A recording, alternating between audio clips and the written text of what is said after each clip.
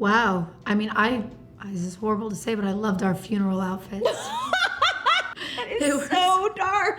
But they were beautiful. Hi, I'm Anne Hathaway. And I'm Jessica Chastain. And we're here to talk to you about our new film, for ELLE UK. The Film's Mother's Instinct.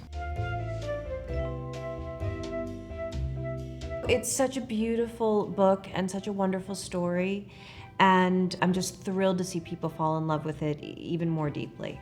I loved everything from the first 10 minutes of the film. I loved all the bright colors, and kind of after that everything goes a little sadder for my character in particular. So those first 10 minutes I really leaned into the brightest pinks and the biggest hair, and I just wanted, everything was just a little bit of an exaggerated joy. One thing I'd love to see nowadays is that sense of glamour of dressing in the 60s, which I love. I love a hat. I love the kind of I love hats with clothing and gloves. I think it's so chic, but yet, it's not happening right now. So that would be a nice thing to bring back. I like the distinct lack of irony from the 60s. People, when they loved something, they just really loved it. People seem to dance. People seem to want to have a good time.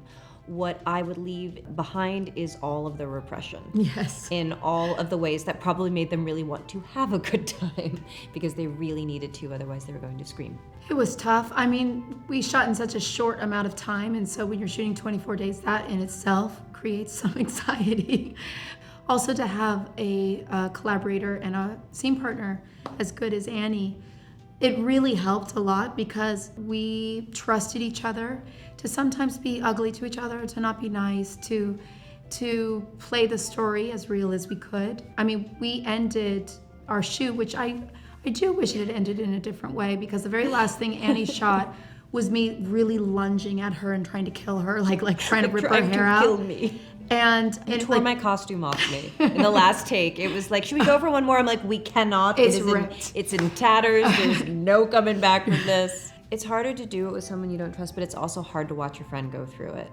And so I found myself a lot of times, my instinct would be to run up to Jess and hold her and just be like, tell me everything, are you okay? And I had to respect that she was just in character and was doing an unbelievable job. But it was hard to watch someone you love and you know what a brilliant actress she is, so you know that it's her profession, but to just go there, to just see them be in so much pain, it was heartbreaking in a lot of ways.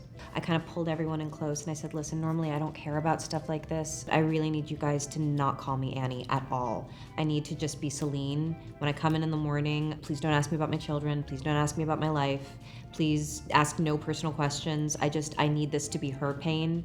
And then when I go home, that drive from where we were shooting in New Jersey back into the sea, I need that to be me coming back, and there has to be a gulf between the two of them, please. And everybody was really amazing. Interesting. Well, because I don't see Alice as being submissive at all. I see the world around her trying to hold her down, but she's quite strong, and she's really playing a game. She's playing a game with her husband. She's playing a game with society to try to appear as normal as possible. I always saw her as a lioness. So I never felt like I had to diminish that strength in me to play her and then recover afterwards. I was happy to kind of share our strengths in that way. I have an answer, but I don't know if my husband would agree with my answer. I think he would say that there was a recalibration, a period once this one was done. But, it just makes you that much more grateful and resolved to make freedom the default. Because I agree with Jessica, I don't think they are innately submissive people. I think that the deck is stacked against them, and they're doing the best they can to survive it.